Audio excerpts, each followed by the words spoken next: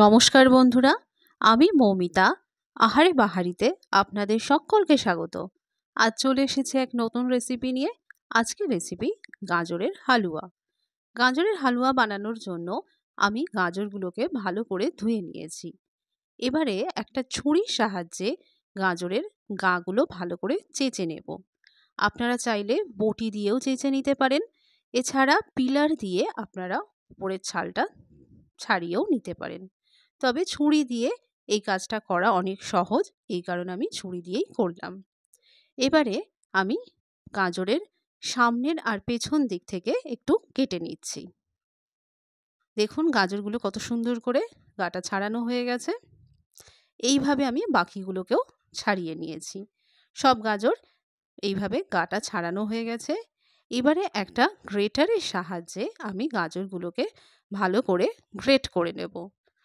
আপনারা চাইলে মিক্সিতে গাজরগুলোকে টুকরো টুকরো করে নিয়ে পেস্টও করে নিতে পারেন। দেখুন কিভাবে গাজরগুলোকে গ্রেট করা হয়েছে, সরু সরু একেবারে আলুর চিপসের মতো করে এখানে পড়ছে। তবে মিক্সিতে যদি আপনি পেস্ট করে নেন সেটা তাহলে খেতে এতটা সুন্দর হবে না, গ্রেটারে গ্রেট করলে যতটা সুন্দর হবে।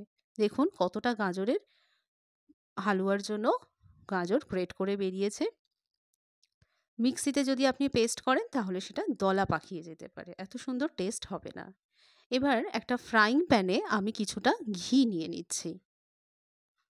ঘিটাকে একটু গলিয়ে নেব। ঘিটা একটু বেশি দিলেই ভালো হয়, তাহলে একটা সুন্দর ফ্লেভার চলে আসে গাজরের মধ্যে। ঘিটাকে আমি কড়াইয়ের মধ্যে নাড়িয়ে নিলাম, একেবারে গলে গেছে ঘি।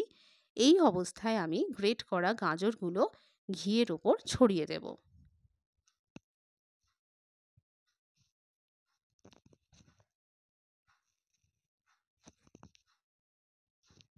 সব গাজরগুলো ঘিতে ছড়িয়ে দিচ্ছি। এখানে আমি দু রকম গাজর ব্যবহার করেছি, একটা অরেঞ্জ কালারের গাজর আর একটা লাল রঙের গাজর। আপনারা যে গাজরটা হাতের কাছে পাবেন সেটা দিয়েই করতে পারেন। এবারে গ্যাসের ফ্লেমটা মিডিয়াম রেখে আমি গাজরটাকে ঘিয়ের মধ্যে 3 থেকে 4 মিনিট নেড়ে চেড়ে নিচ্ছি। এর ফলে কি হবে, গাজরটা অনেকটা সিজে যাবে এবং ঘিয়ের গন্ধটা গাজরের মধ্যে ঢুকে যাবে।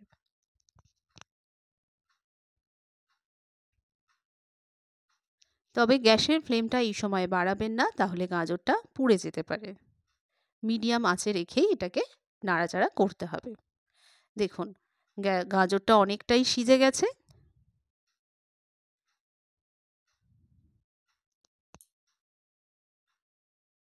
এই অবস্থায় এখানে আমি দিয়ে দিচ্ছি দুধ। দুধটাকে আমি আগেই ফুটিয়ে রেখেছিলাম ভালোভাবে। এখানে আমি 250 ml দুধ ব্যবহার করছি। আপনারা চাইলে এর সাথে গুঁড়ো দুধও ব্যবহার করতে পারেন। তবে লিকুইড দুধ ব্যবহার করলে এতে গাজরটা সিদ্ধ হয়ে যাবে। আবার চাইলে আপনারা 2 রকম দুধও ব্যবহার করতে পারেন। দুধের মধ্যে গাজরটাকে ভালো করে মিশিয়ে নিচ্ছি, যাতে সব অংশে দুধটা ভালোভাবে মিশে যায়।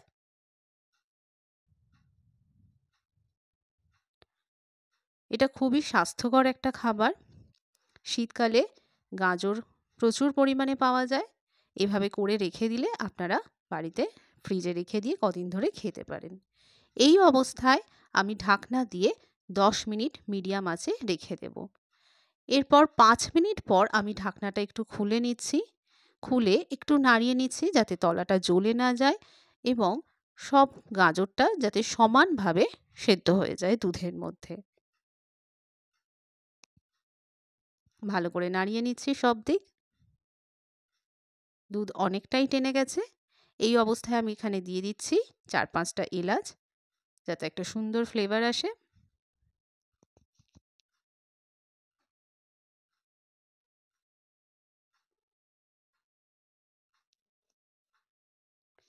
এবার আমি ঢাকনা দিয়ে আরও 5 মিনিট ঢেকে রাখব। 5 মিনিট পর ঢাকনাটা খুলে নিচ্ছি। দেখুন দুধ একেবারে টেনে গেছে, গাজরটা শুকিয়ে গেছে। একটু নেড়ে নিচ্ছি।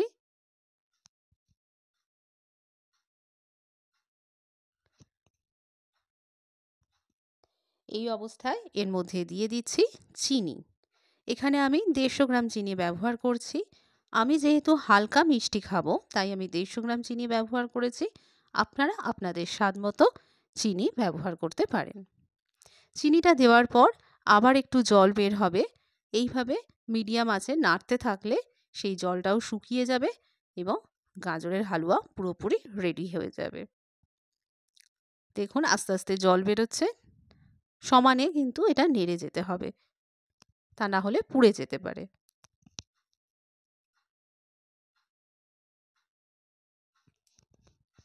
এইভাবে নাড়তে নাড়তে জল একেবারে শুকিয়ে গেছে। দেখুন আর একদম এর মধ্যে জল নেই। আমি স্প্যাচুলা দিয়ে একটু নেড়ে ওপরটা প্লেন করে দিয়েও দেখাচ্ছি যে কীরকমভাবে এর মধ্যে সব জল টেনে নিয়েছে। এবারে আমি ওপর থেকে ছড়িয়ে দিচ্ছি কিশমিশ।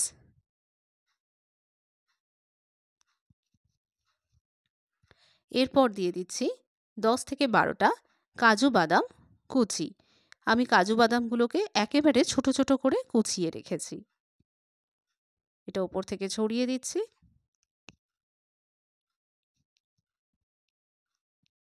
এরপর দিয়ে দিচ্ছি আমন্ড বাদাম কুচি।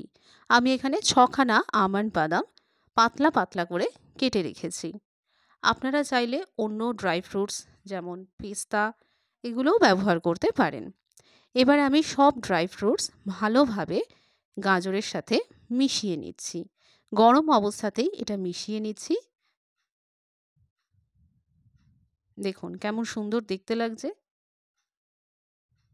তাহলে আমার গাজরের হালুয়া একেবারে রেডি হয়ে গেছে। আপনারাও চাইলে এইভাবে বাড়িতে যখন খুশি বানিয়ে নিতে পারেন।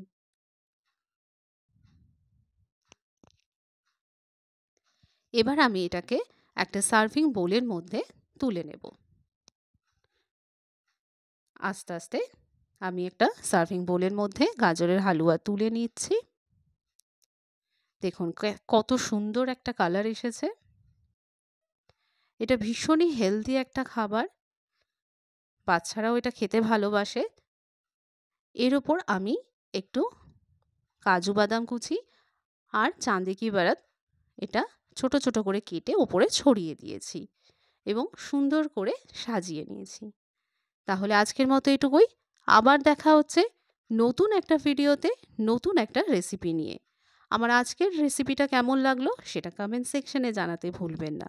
আর এরকমই নিত্য নতুন ভিডিও পেতে আমার চ্যানেলকে অবশ্যই লাইক, শেয়ার এবং সাবস্ক্রাইব করবেন। ধন্যবাদ।